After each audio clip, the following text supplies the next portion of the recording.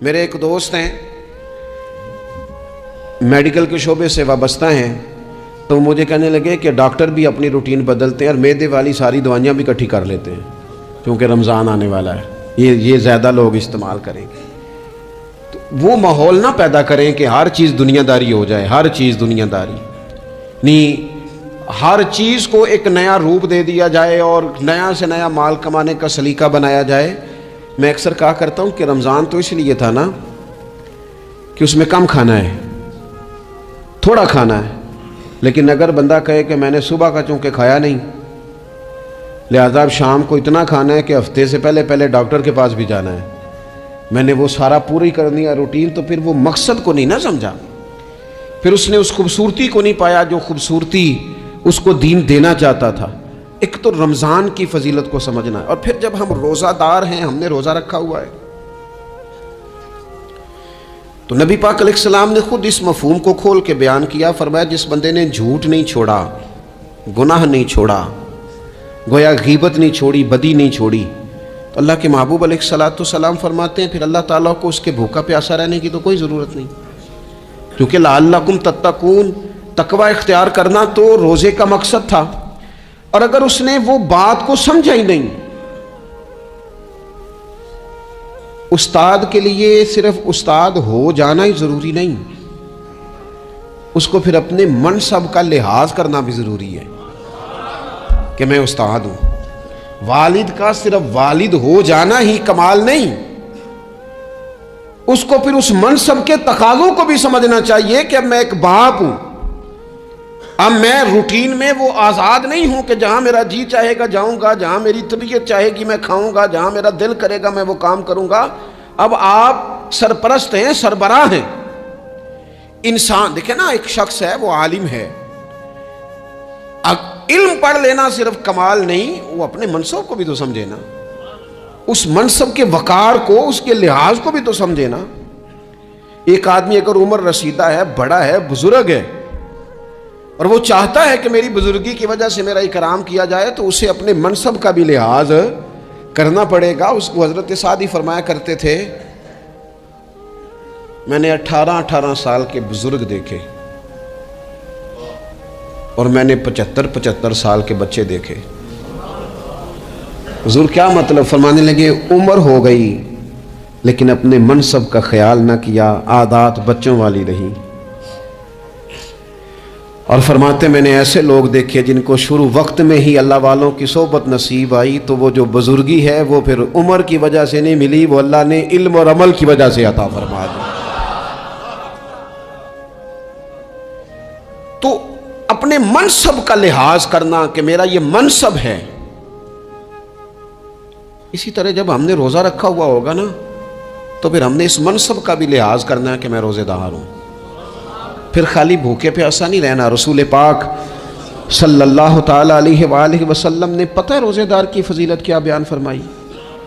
اللہ کے محبوب صلی اللہ تعالی علیہ وسلم فرماتے ہیں کہ رب فرماتا ہے ابن آدم کا ہر عمل اس کے لیے ہے، روزہ میرے لیے، اور فرمایا میں خود جزا دوں گا روزے کی، میں خود جزا دوں گا روزے کی۔ اور حضور فرماتے ہیں روزہ ڈھال ہے، جو شخص روزہ دار ہو وہ بےہودگی سے، فحش گوئی سے اجتناب کرے۔ اور اللہ کے محبوب صلی اللہ تعالی علیہ وسلم فرماتے ہیں اگر کوئی شخص اسے گالی دے، اگر کوئی شخص اس سے جھگڑا کرنا چاہے تو پتہ کیا جواب دے؟ اسے کہے بھئی میں روزے دار ہوں، میرے منصب کا تقاضا نہیں کہ میں تیرے ساتھ الجھوں۔ اور رسول پاک صلی اللہ علیہ وسلم فرمانے لگے اوہو اتنی بڑی بات۔ حضور فرمانے لگے، یہ صحیح مسلم کے لفظ ہیں، کریم محبوب فرمانے لگے مجھے اس رب کی عزت کی قسم جس کے قبضے میں محمد عربی صلی اللہ علیہ وسلم کی جان ہے، حضور فرماتے روزہ دار کے منہ کی خوشبو اللہ تعالیٰ کے نزدیک قیامت کے دن مشک کی خوشبو سے بھی زیادہ وقت والی ہوگی۔ اس کے منہ سے جو خوشبو آتی ہے قیامت میں مشک پیچھے رہ جائے گا، اور رب کی بارگاہ میں صرف روزہ دار کے منہ سے، اگر تیرے منہ کی خوشبو رب کو اتنی پسند ہے تو تجھے بھی تو اپنے منصب کا خیال ہونا چاہیے کہ میں نے روزہ رکھا ہوا ہے، میں روزہ دار ہوں، اور میرے نبی پاک علیہ السلام کے یہ دو لفظ ہیں نا، وہ صوفیاء ہیں نا، اللہ کے نیک بندے جو ساری زندگی تڑپتے رہے کہ کبھی اے حقیقت منتظر نظر آنا لباس مجاز میں، کبھی مالک ایک دفعہ کبھی تیرا جلوہ ملے، کبھی اے حقیقت منتظر نظر آنا لباس مجاز میں، لاکھوں سجدے تڑپ رہے ہیں میری جبین نیاز میں، اور جو ساری زندگی کہتے رہے کہ ہم تو عمر دراز مانگ کے لائے تھے 4 دن، 2 آرزو میں کٹ گئے 2 انتظار میں، یہ دیکھو انہیں انعام ملنے لگا ہے۔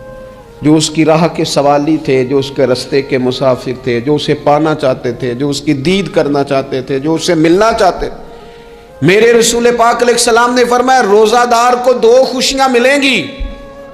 ایک خوشی اس وقت ملتی ہے جب وہ افطار کرتا ہے، اور فرمایا ایک خوشی اس وقت ملے گی جب وہ اپنے رب سے ملاقات کرے گا، جب وہ اس سے ملے گا، تو اس وقت روزہ دار کو خوشی ہوگی۔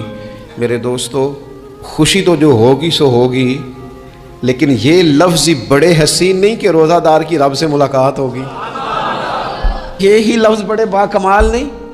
ایک روایت میں تو یہ ہے نا کہ روزہ میرے لیے ہے، میں اس کی جزا دوں گا، اور ایک روایت میں یہ ہے کہ روزہ میرے لیے ہے اور رب فرماتا ہے میں خود روزے کی جزا ہوں، یعنی باقی نیکیوں پر ثواب ملے گا، روزہ رکھنے والے کو رب رحمان ملے گا۔ نبی اکرم صلی اللہ تعالی علیہ وسلم کے امت کے صوفیاء نے نا کچھ چیزوں کو بڑا کھولا ہے۔ عارف رومی کہتے ہیں کہ ایک دن نا محمود غزنوی نے خزانوں کے دروازے کھول دیے اور فرمایا بھئی میں نے آج ہر چیز کھول دی ہے، جو جس چیز پہ ہاتھ رکھے گا وہ اسی کی ہو جائے گی۔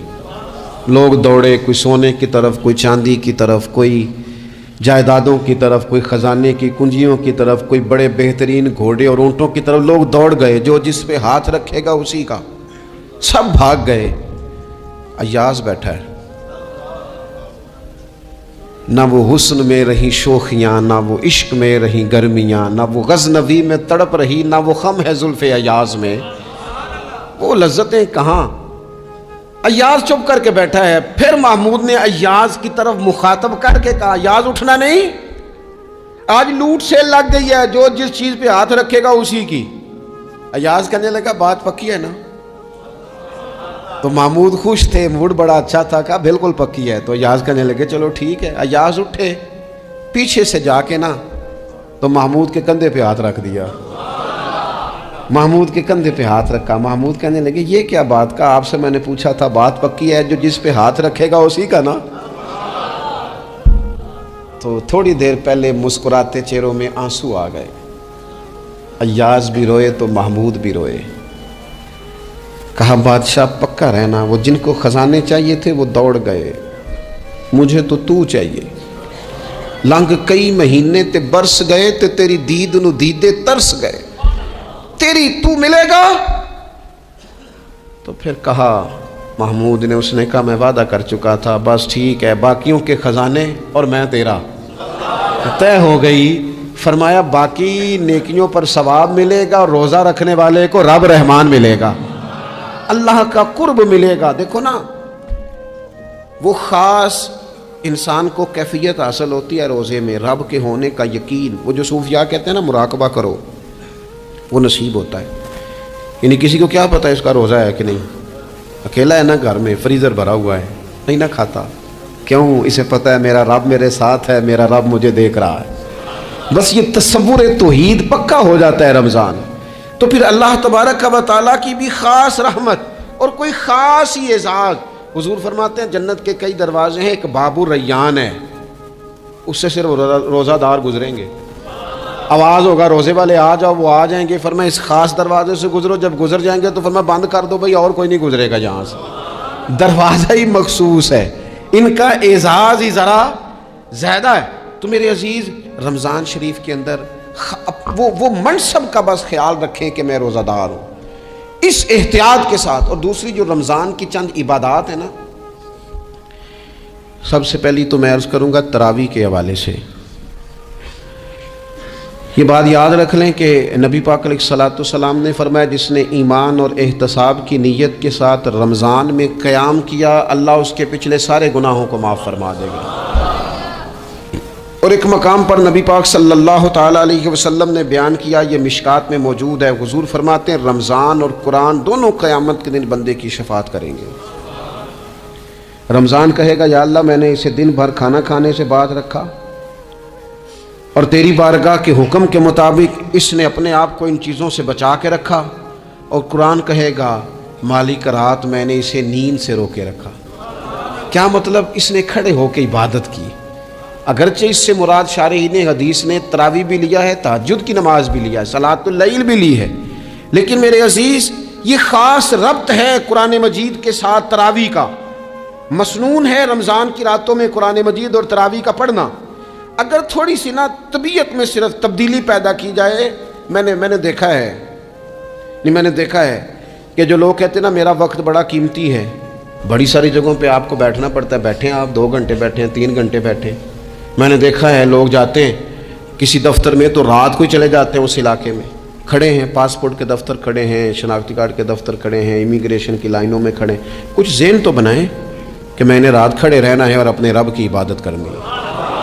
تراویح کو ذرا ذوق سے آپ اگر تھوڑا ارادہ کر لیں گے نا، یعنی کوئی ایسا مشکل کام نہیں، میری تو رائے یہ ہے کہ پہلے 3-4 دن ذرا جم کے ذہن بنائیں اور تھوڑا سا نا روٹین کو بدلنے کی کوشش نہ کریں۔ جس امام صاحب کے پیچھے تراویح شروع کریں کوشش کریں ساری وہیں پڑھیں۔ روٹین بدلنے سے بھی سستی آتی ہے، ایک دن یہاں گئے 2 دن وہاں گئے، تو یہ روٹین بدلنے سے بھی بعض اوقات سستی آتی ہے۔ کوشش کریں ایک جگہ پہ قرآن شریف سننا شروع کریں اور پھر پورا قرآن مجید وہیں پہ سنیں اور تھوڑا ذہن بنائیں۔ میں نے دیکھا ہے ہمارے استاد صاحب اس طرح کیا کرتے تھے کہ بہت تھوڑا کھانا افطاری کے وقت، تھوڑا، اور ان سے کہا جاتا آپ بزرگ آدمی ہیں، اتنا کم کھانا کیسے نظام چلے گا؟ تو فرماتے تھے میں 1 چپاتی اور آدھی چپاتی کھا لوں گا لیکن تراویح کے بعد۔ اب اگر زیادہ کھانا کھاؤں گا تو طبیعت میں سستی آئے گی، میرے لیے کھڑا ہونا مشکل ہو جائے۔ سادہ سا کھانے کے ساتھ افطاری کی جائے گی، اور تراویح کے لیے اپنے آپ کو ذہنی کہاں ٹائم ملتا ہے سارا سال قرآن پڑھنے سننے کا؟ یہ تو اللہ نے موقع عطا فرمایا ہے، تو تھوڑا سا اگر دلچسپی پیدا کی جائے۔ بڑا سونا قرآن مجید پڑھا جاتا ہے مساجد میں، بچے بڑی خوبصورتی سے، تو اللہ کا شکر ہے جگہ جگہ پہ۔ اور مساجد کے علاوہ بھی میں نے دیکھا ہے ہم سے لوگ مطالبہ کرتے ہیں کہ ہماری فیکٹری میں رات کو بھی کام ہوتا ہے، اتنے سارے ورکر ہیں تو بچہ کوئی مل جائے قرآن شریف سنائے، فلانی جگہ بھی اتنے لوگ ہیں تو اگر موقع مل جائے، تو اگر تھوڑا ذہن بنایا جائے، شوق پیدا کیا جائے تو اللہ تعالیٰ فضل فرماتا ہے، انسان کو طاقت ملتی ہے کھڑے رہنے کی۔